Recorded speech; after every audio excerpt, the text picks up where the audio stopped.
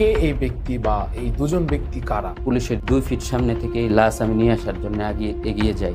এই লাশ ওঠানোর সময় যখন আমি উঠাইতেছিলাম, তখন আল্লাহু আকবার বলে তাকবীর দিয়ে চিৎকার করতেছিলাম, আর শক্তি আল্লাহ তাআলার কাছে সাহায্য কামনা করতে করতে লাশকে এইভাবে ধরে উঠানোর চেষ্টা করতেছি। আইকনিক ছবির জায়গাটা হচ্ছে 4টা সাড়ে 4টার দিকে এই ছবিটার সূত্রপাত হয়। এই ভাইয়ের মাথায়, এই কপালে, এই জায়গার মধ্যে গুলি করা হয়। তার সাথে ওইরকমভাবে পরিচয় নেই আমার।